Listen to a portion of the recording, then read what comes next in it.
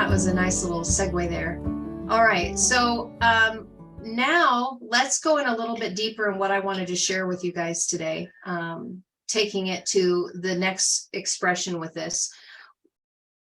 If you guys have looked into the text, I have mentioned this briefly before, but I think it's important for us to re-hit this again for those of you who haven't heard it. Our sacred writings start with the letter Bet. It starts with the second letter. And we've shared before about the Dagesh Haggadal, or the Haggadal Gadesh, the great dot that is at the beginning of every Torah scroll. And so that, I think I hit that in part 10 of the introduction series. So you guys can go in and see what that is all about. But there's a reason why the Aleph was not the first letter, because the first letter has to do with inspiration. Think about creation and how it works. That letter of the Aleph has an inhale and an exhale. It's considered the spirit breath. So you can write that on your card or put it down in the note.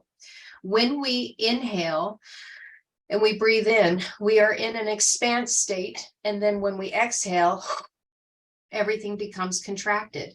This is literally the birthing process of how creation began. Through the inhale and the exhale, we've connected that to white fire and black fire, which for those of you who haven't gone through all those teachings yet that we did prior to there, you won't have any idea what I'm talking about. But simply to say that the white fire, when you're looking at a page, is all the white that is in between all of the letters.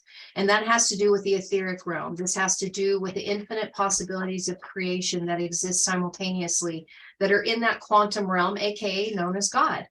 And so all of this white fire is trying to get information to us that we can receive. And the only way that it can do that is through the black fire, through the letters.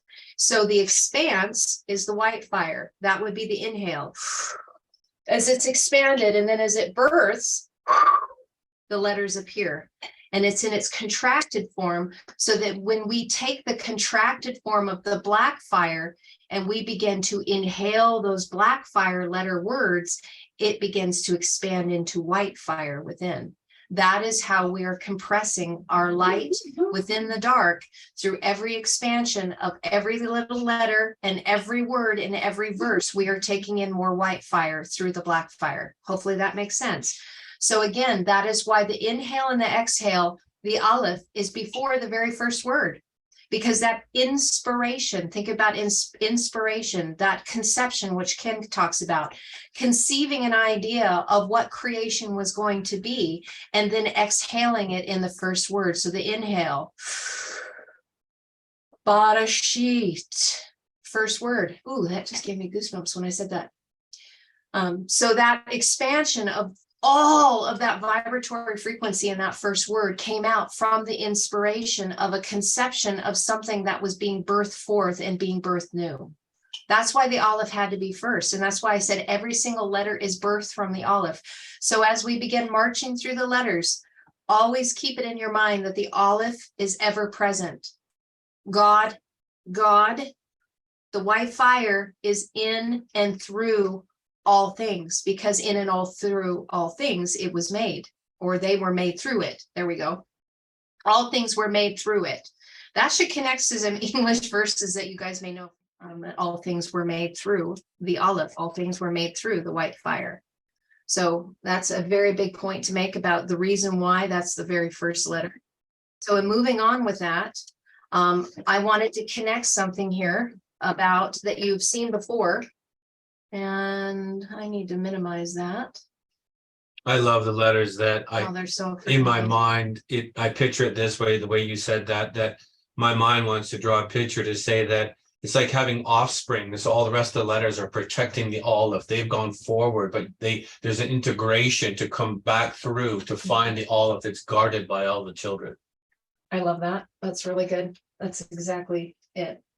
I wrote this down here to remind myself of this.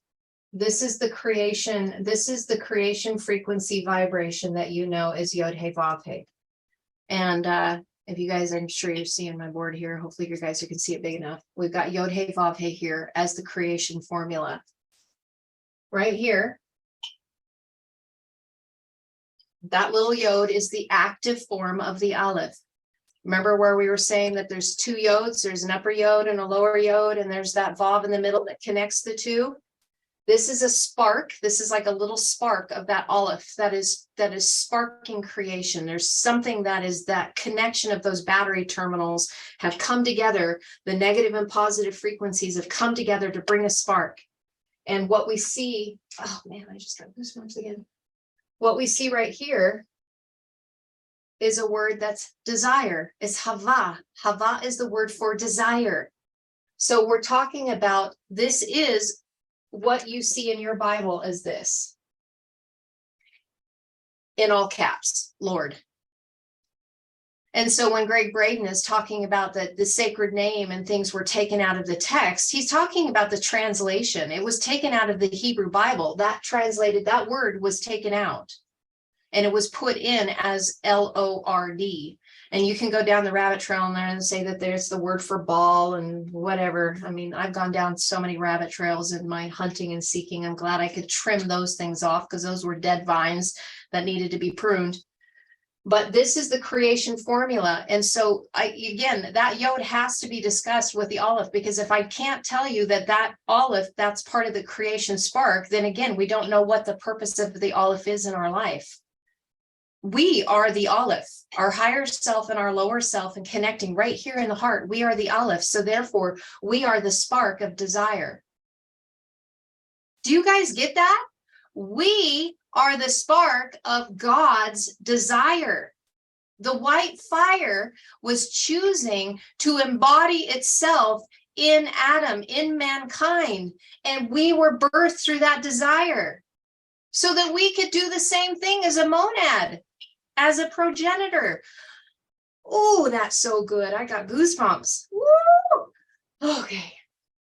So please connect that. And we're going to go in deeper with this connected to the Aleph. We're getting there. It may not be in today, but I wanted you to see that is part of the Aleph. That is the active form of the Aleph, as Aleph's desire to create. And we have the active form of inspiration, and then we have two exhales. And the reason why there's two exhales are divided again is that masculine and feminine energy that have unified in the middle. That's why the desire, that's why, like, even in creating children, I know I mentioned this before, but think about when we teach our youngers, our children, that when they want to come together and create a child, that they establish a common vision for that child to be birthed. This is why names were so important in biblical times, because they were establishing a destiny through the child by coming together in a common vision to spark it, so that when the sperma and the ovum connected in that spark of creation, all of that energy and all of that frequency of the vision would go into that creation.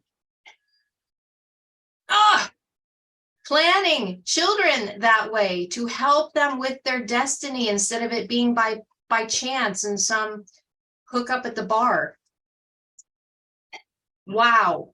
Just wow.